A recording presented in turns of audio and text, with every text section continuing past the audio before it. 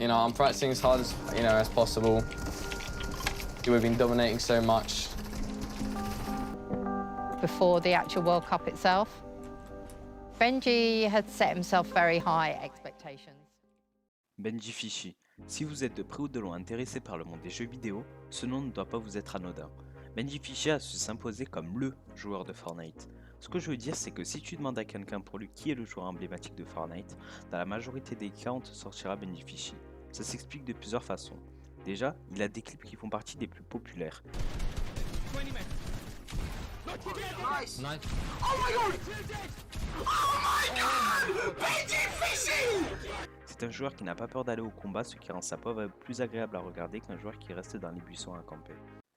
Son histoire commence en dehors des jeux vidéo. Benji Fichy était destiné au bowling, mais un événement a fait changer sa route. À l'âge de 10 ans, il s'était vu arrêter le bowling à cause de la maladie d'Osgood-Schlatter. Ce syndrome attaque les tendons des genoux qui l'a empêché de rester debout. Après cela, il découvrira les FPS en regardant son frère jouer tels que Counter-Strike et Call of Duty. Mais ce qui changera sa vie est un jeu, un Battle Royale sorti en 2017, se nommant Fortnite. Benji commença très tôt Fortnite, mais ce qui choqua les gens, c'est que pour son âge, Benji était bon. Mais très bon. Tellement bon que ses performances seront reconnues, il signera son premier contrat pro chez Cryptic en juillet 2018 et sortira sa première vidéo intitulée Solo Duo Scream Clutch.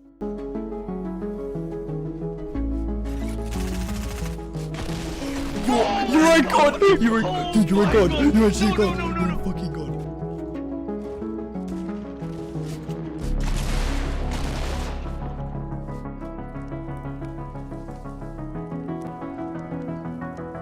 If you don't win, I'm gonna be so fucking surprised.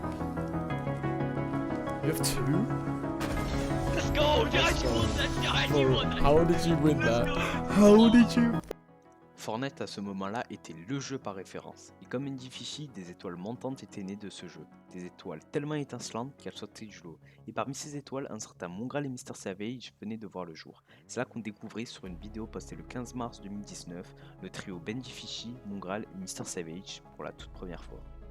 Même si cette rencontre n'avait pas encore changé sa vie, une annonce la changera. L'annonce de Fortnite est la suivante, l'apparition de grosses compétitions en ligne ouverte à tous les joueurs. Cette annonce est celle que Benji Fichy attendait pour dévoiler son niveau au monde entier. Mais pour cela, il se devait de trouver un beau mate. C'est à ce moment-là que Mr Savage fait son grand retour. Et dès le premier grand tournoi de Fortnite, qui permettait d'obtenir du cash prize, nos deux étoiles montantes finissent 18ème, ce qui leur permettra de gagner 250$ chacun. Le duo continuera les compétitions restant toujours sur le podium, mais la compétition la plus importante du jeu arrivait à grands pas. Une compétition où 40 millions de dollars étaient à gagner, la World Cup. Benji Fichy était déjà considéré comme un des meilleurs joueurs du monde, mais le moment était venu de le prouver, et le connaissant, il n'allait pas se laisser faire. Multiple traps going on. The pickaxe, knockdown on Nuck, and the elimination there. That's 5. This guy's white. Quadra. You're doing behind me? This, yeah, same. Get the gun. Nice, usually. No. Nice. Dead. Knocked one. Dead. Nice. Good Nice. shit here. Yeah, I've got same. Nice. Yeah, I knocked one. I've got the 0 mats. I need to drop down. Killed one. Durant la première semaine de qualification, Benji Fichy et Mr Savage roulent littéralement sur la compétition en finissant top 1, ce qui leur permettra d'assurer leur billet pour la World Cup duo à New York. Maintenant qualifié, il lui reste plus que d'assurer sa place pour la finale en solo.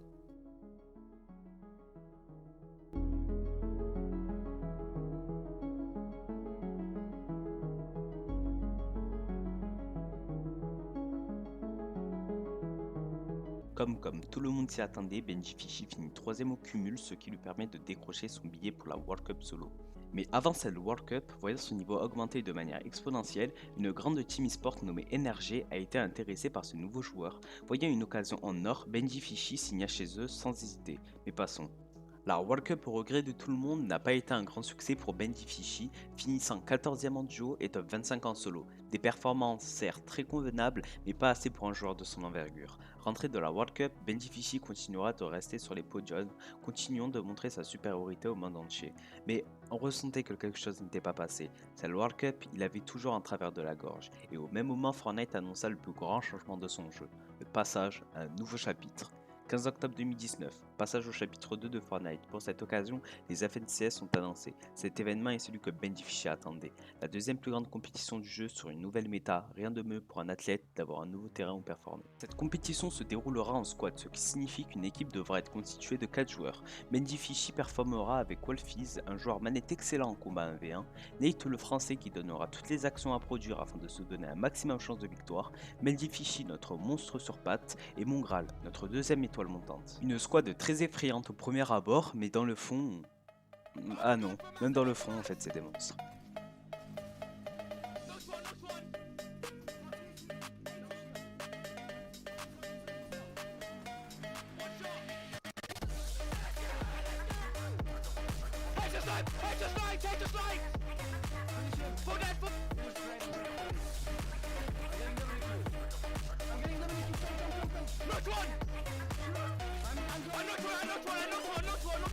Et mention spéciale à Nate, notre français qui a lâché un des plus gros, voire même le plus gros clutch de ce chapitre.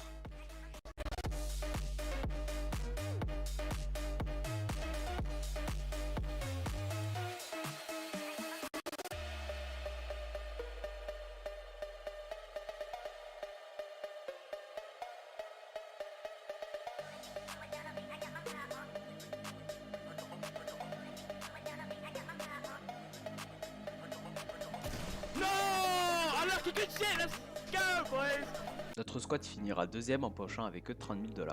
Mais suivant ses FNCS, Benjifichi arrivera difficilement à regagner les tops. S'en suivra quasi un an où Benjifichi enchaînera les top 100, mais ça en était trop pour lui. Benji voulait revenir sur le top.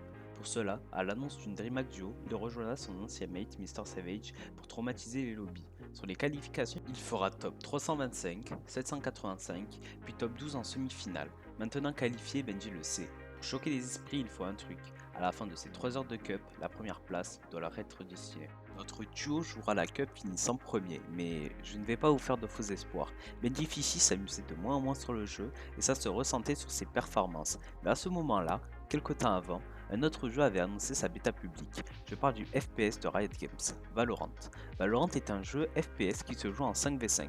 Vous pouvez incarner plusieurs types de personnages. Les duellistes, rapides et efficaces au combat, les initiateurs, prennent de la place et des informations pour leur équipe, les contrôleurs contrôlent un site grâce à des fumigènes, et les sentinelles qui empêchent les adversaires de rentrer sur les sites. Le but est simple, 2 équipes de 5 qui se battent pour défendre ou poser une bombe. La première équipe à 13 manches remporte la partie. 24 juin 2022, il a annoncé la fin de sa carrière sur Fortnite. Après de belles années de compétition, c'est une petite vidéo de 2 minutes postée sur ses réseaux sociaux qu'il a annoncé la nouvelle à sa communauté.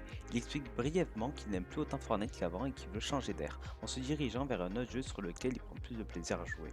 Benjifichi atteindra le rang le plus haut de Valorant, le Radiant, en quelques mois de jeu. Donc là, on parle d'un des meilleurs joueurs, voire le meilleur joueur de Fortnite, qui arrête son jeu de prédilection, débarque sur un nouveau jeu et casse tout.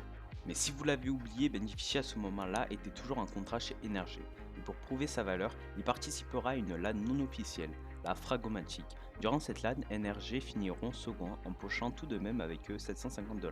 Mais comprenant que cet enfant n'était pas comme les autres, une grosse structure slovaque demanda de signer Benjifichi avant de rejoindre Heretics. Et quelques mois après son arrivée, un des plus grands tournois de sa vie allait se préparer, les VCT 2024 EMEA Kickoff. Cette compétition est une compétition avec toutes les plus grandes équipes d'Europe.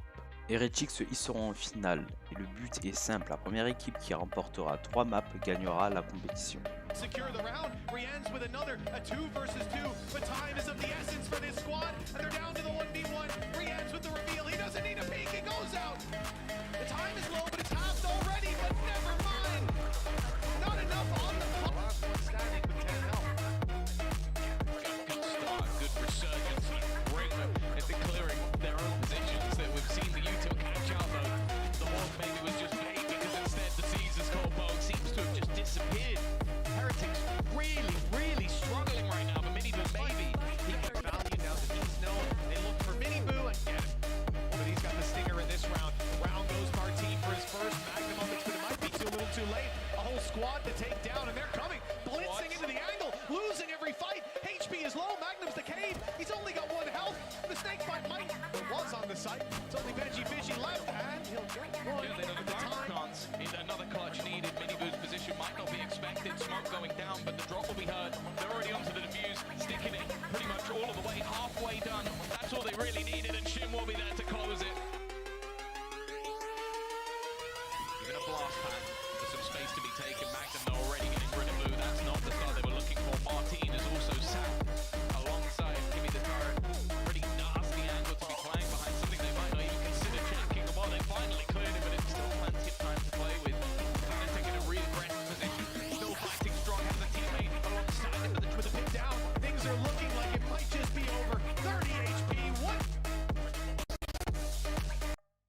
Donc là, pour tout le monde, tout est clair. Soit Heretics remporte les 2 prochaines maps, soit KC prendra la coupe.